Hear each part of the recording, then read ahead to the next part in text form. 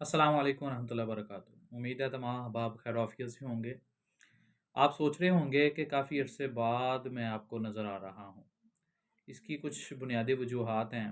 एक जो बुनियादी वजह है उसी को मैं पेश करने के लिए आज आपके सामने हाज़िर हुआ हूँ। वो बुनियादी वजह एक रिसर्च थी।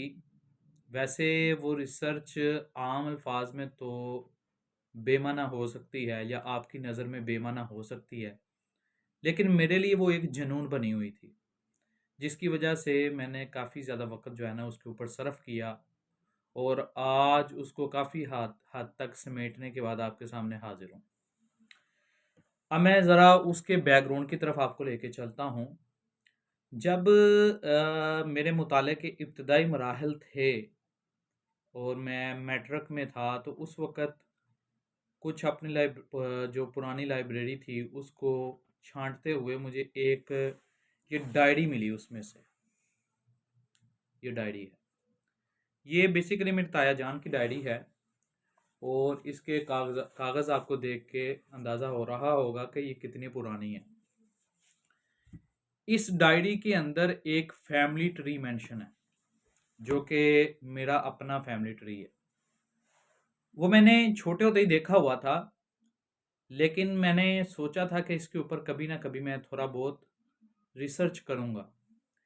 ऐसा ही हुआ कि मैं लाइब्रेरी की सेटिंग वगैरह कर रहा था, तो ये डायरी दोबारा मेरे सामने आई और जब मैंने इसको दोबारा देखा तो वो चीज़ मेरे ज़हन में दोबारा आई, वो सवाल दोबारा उठा कि मैं इसके ऊपर रिसर्च करूं और देखूं कि क्या ये हिस्ट्री के रिकॉर्ड के साथ मैच भी करता है या नहीं करता।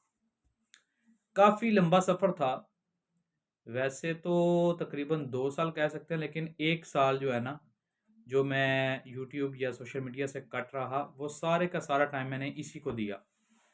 ये सारी रिसर्च मैं कोशिश करूँगा कि मैं रिकॉर्ड करूँ और एक बाकायदा सीरीज़ के तौर पर मैं यूट्यूब पर अपलोड करता रहूँ।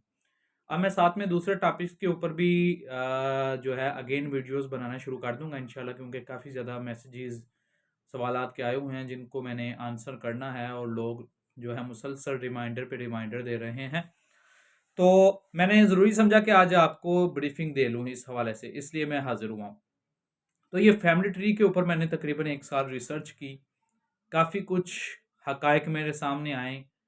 इस जो इस डायरी के अंदर मेंशन शजरा है, उसकी बदौलत मैं कुछ ना कुछ 100% श्योर तो नहीं कह सकते, क्योंकि हिस्ट्री को हम कभी भी एब्सोल्यूट नॉलेज नहीं कह सकते। ठीक है, उसके अंदर मैनिपुलेशन वगैरह कुछ ना कुछ जो है वो मौजूद है। लेकिन अलबत्ता मैं ये कह सकता हूँ कि अब जिस शजरा को मैंने तरतीब दिया है, वो हिस्टोरिकल एविडेंस के साथ मौजूद है। यानी उसके अंदर तकरीबन जो मशाहिर हैं वो हिस्टोरिकल एविडेंस उनका मौजूद है, जबकि पहले जो नाम मेंशन थे उनके अंदर काफ़ी ज़्यादा तज़ादात हैं। अब वो किस तरह के तज़ादात हैं, इस चीज़ को मैं लेके चलूँगा। अब जो आगे मेरी वीडियोज़ आएँगी वो मुख्तलिफ हिस्सों के ऊपर डिवाइड होंगी।